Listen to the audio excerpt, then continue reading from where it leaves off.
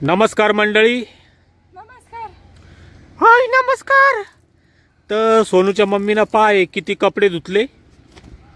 इथून पाय कपडे पा पा तरी वाळू घालून राहिले अजून. तर अजून वाळू घालणं चालूच आहे. आणि दमली ती लगे कपडे धुवून धुवून दमली. कुठले कपडे धुवून राहिले ते सांगा ना. तर आम्ही तिरुपती बालाजीला गेलो होतो ना, तर तिकडचे कपडे आज धुवून राहिली ती. नाही असं म्हणता, देवाहून आलं ना आले त्या दिवशीच कपडे सगळे धुवू नये. हा, एक दिवस बॅग तशीच ठेवा घरामध्ये, नंतर धुवायला पाहिजे असं माझं जाऊबाईने सांगितलं मला. म्हणून एक दिवस कपडे नाही धुतले, दुसऱ्या दिवशी धुते. तर आज आम्ही सरकारी दवाखान्यात बी गेलतो. तिथं सोनूच्या मम्मीचे लसीकरण बाकी होतं आहे ना, तर दंडामध्ये लस दिली ते आहे ना, त्याच्यामुळे असा हात सुजून गेला माझा. कपडे बी धुता येत नव्हते आज व्यवस्थित. हा ते जो त्रास करू राहिला. हा, आणि कपडे पण धुवायचे पडलेले होते. तर गाठ आली का हातामध्ये? गाठ सोनूच्या पप्पा येणारच आहे. त्याला आता मॅडमने सांगितलं घरी गेल्याच्या नंतर बर्फ लाव म्हणून. बर्फ लावला, पण आणखी काही विलाज असेल तर इकडं त्यांनी मला कमेंट मध्ये सांगा. तर घरगुती इलाज काय करता येईल आणि हात तिचा कसा लवकर बरा होईल ते कमेंट मध्ये सांगा. कारण की बैल काही काम चुकत नाही. माझा जर हात सुजला तर तुम्हाला माहिती आहे, हात सुजला म्हणजे ताप येते, मागं दुखणं चालू होऊन जातं, शीन येत असतो. हा. जेवण केलं का पोटभर? जेवण केलं, गोळ्या घेतल्या, आता फक्त कपडे राहिले होते. कपडे झाल्यावर झालं माझं काम. आणि आज तिला रक्तवाढीच्या गोळ्या बी द्यायला वाटतं ना? हा, का रक्तवाढीच्या नाही म्हणले ते काय म्हणले, एक चॉकलेटी गोळी, चॉकलेटी पॉकेट मधली गोळी आणि एक पिवळ्या पॉकेट मधली गोळी, रोज एक एक, ही एक आणि ही एक घ्या. कोणत्याच गोळ्या घ्यायची गरज नाही. मी त्यांना म्हणलं मग खाजगी मधून काही पावडर गिवडर घेऊ का मेडिकल मधून? तर म्हणे ते पण काहीच घेऊ नका म्हणे ताई, तुम्ही ह्या गोळ्या खा, फळं जास्त खा आणि भाजीपाला खा. तर आता तो लस बी घेतली तो आणि गोळ्या पण घेतल्या सगळ्या. आता काय राहिलं? सोनोग्राफी. आता 5व्या महिन्यातली सोनोग्राफी राहिली, पण त्याला अजून 10-12 दिवस, म्हणजे मला 2-3 दिवस झाले 5वा महिना लागून. 15 तारखेला तिला 5वा महिना लागला.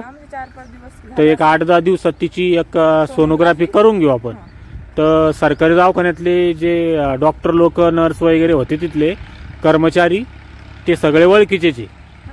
तर ते त्यांनी मदत केली आपल्याला. आज पटकन काम बी होऊन गेलं हिचं लसीकरणाचं. आणि ज्यांच्याकडे आपण सोनोग्राफी करणार आहे ते खाजगी सोनोग्राफी सेंटर आहे. 1,500 घेते का? नाही, कलर सोनोग्राफी राहील माझी आता. त्याच्यामध्ये बाळाचे सगळे बारीक बारीक अवयव दाखवता आपल्याला, काही व्यंग आहे का अवयवामध्ये. तर त्याच्यासाठी ती 5व्या महिन्यातली सोनोग्राफी राहती. आपण पाठीमाग केली ती बी कलरच होती ना? नाही, ती फक्त बाळ कलर सोनोग्राफी दाखवला. आपल्याला दिले नाही रिपोर्ट ते सगळं. तेव्हा अवयव नसताच ना दुसऱ्या महिन्यामध्ये. अच्छा, महिन्यात पूर्ण अवयव तयार. तर आता याला पैसे किती लागणार आहे? 2,000. तर आता 2,000 रुपये सोनोग्राफी करणार आहे आपण. आणि सरकारी दवाखान्यात तिचे सगळं फुकट झालं. 1 रुपया काही लागत नाही सरकारी दवाखान्यात. आणि एक सोनोग्राफी बी फुकट राहते ना ग?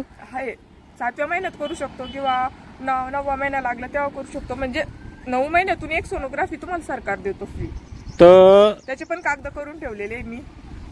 तर जास्त सोनोग्राफी बी करू नये म्हणते ना? कमीत कमी 4 करावं असं म्हणते. 2 झाल्या तुझ्या? आणखी 2. तर अजून 1 करू आता 8-15 दिवसात. आणि एक शेवटी करू.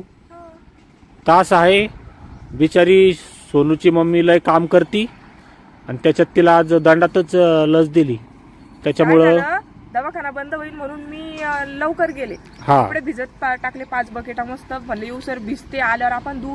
पण माहीतच नव्हतं ना की एवढं त्रास करून धुवात, नाही तर मग कमीच भिजवले असते आज. आणि तुम्हाला माहिती, भिजवलेल्या कपड्याचा वास होतो, ते धुवाच लागते. आणि गावाकडून आलं की मग घरामधले कपडे धुतले, स्वच्छ असलं की चांगलं वाटतं. तर आपल्याला बी मरगळपणा येत बाई. खरंच सोनूच पप्पा. तर असं आहे. पण सगळ्यात महत्वाची गोष्ट, आज मी जेवढे बी कपडे धुतले तेवढे माझ्या सोन्याने वाळू घातले. मी आता शेवटचं टोपलं घेऊन आले आणि तो मला म्हणलं बघ मम्मी जाऊन, तर तू मी कशी वाळू घातले म्हणून. त्यांनी काही दोऱ्या सोडून दिल्या, काही वाळू घातले. आता मी बघून घेतले व्यवस्थित. त्यांनी पूर्ण कपडे वाळू घातले, माझा हात सुजलेला होता म्हणून. मग आता कपडे वाळू घातल्यावर काही काम नाही तुला? नाही. आता त्याला बर्फ लावून शेक. बर्फ आहे का? हा, ठेवलेला आहे फ्रीज मध्ये. आता आल्यावर बर्फ लावून शेक आणि आराम कर, आहे का नाही? तर चला मंडळी, धन्यवाद, बाय.